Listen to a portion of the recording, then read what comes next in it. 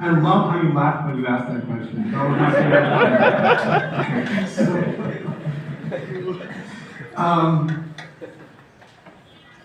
My honest answer is that dating is a confusing term, and it implies that men and women have an indecent or inappropriate relationship that violates the principles of our religion. But let me just be very clear about what I'm convinced of, and I haven't seen evidence of contrary of it. The Sahaba got married, and they got to know each other. They spoke to each other. They developed a mutual understanding. They even came to the point where I said, I like you. I think I want to marry you. Okay, I'll speak to my family. This happened. There's a natural, decent level of conversation that is completely permissible in our religion. There is no absolute segregation of society. If you study the life of Medina carefully, how did the Sahaba live in Medina? How did men and women interact in Medina? You will find that the kind of extreme segregation that we talk about is not what was happening in Medina, actually. There was a respectful communication, a transparent communication with an awareness that there are principles in our religion that we must abide. That it's okay, guys, the ones that are listening, it's okay when you're in university, you're about to graduate, you have a job lined up, and you like someone, that's not haram. To let them know that you like them and you'd like to pursue a conversation about marriage is not haram. But yeah, if you're gonna create khalwa, and you're just by yourselves, talking to each other until 3 in the morning and all this other stuff, okay, fine, now you're getting into trouble.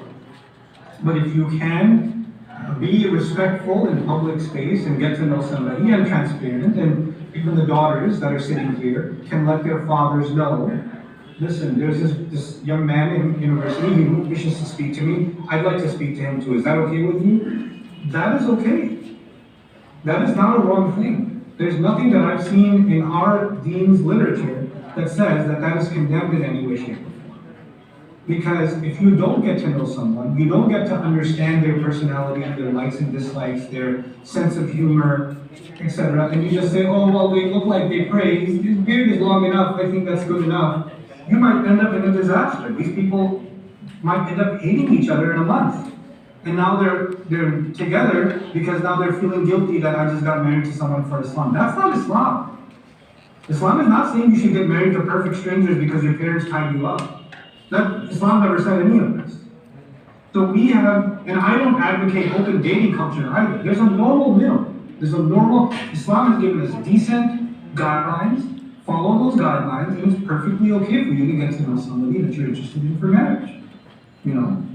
Okay. We're not the liberal West either, where there's all this try before you buy.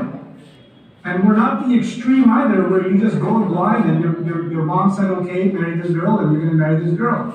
It's not like that either. You, as a man and a woman, have a choice, and you have the right to explore whether or not this person is good for you, whether or not you even like having a conversation with them. And when the time comes to have a conversation, if you're going to be awkward and say, no, whatever you say is okay. Well, you're not going to be talking like that when you get married. Then the fights are going to be so loud, and then the guy's going to be like, what happened to you? That was not your volume when we first spoke. You said everything is okay. Now nothing is okay. What happened here? That's because we are too afraid to have open, transparent conversation about our likes, our dislikes, our boundaries, our comfort zones. If a young man has guidelines and says, hey, when I get married, I would be very uncomfortable if my wife did this, this, and this. What do you think about that? And the girl says, well, I wouldn't like it if you had, if you continued to talk to other women on social media, or you did this, that, and the other. That would make me uncomfortable. You can discuss, your boundaries. You can discuss what you think would hurt your feelings. You can discuss what you think you expect in a marriage, right? Those are important conversations. That's the rest of your life. That is the rest of your life. A young woman should ask, what do you think what I should do with your mother? That's an important question. Because if your mother asked me to do something, should I just consider that a command from you? Or is that separate? Because in our deen it's separate, right? In our culture Okay. it's not, but in our deen it's separate. You owe a responsibility to your husband. You don't owe it to your husband's extended family or anybody else. He owes it to them, not you. He didn't marry you to make you a servant to his mother.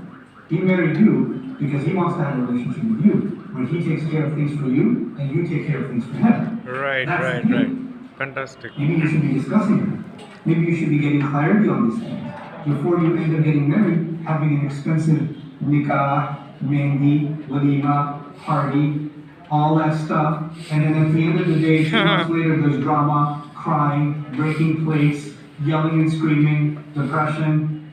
What have I done? Save yourself the trouble. Our deen did not impose unnatural restrictions. Our deen gave moral, ethical, spiritual guidance. Just Okay. follow those, and you should be okay. Thank you. Thank This you. is the same advice. I'm not just telling this advice to my young brothers and sisters. This is the same advice I would give my own children. I would give my children no different advice. Okay, thank you. Great.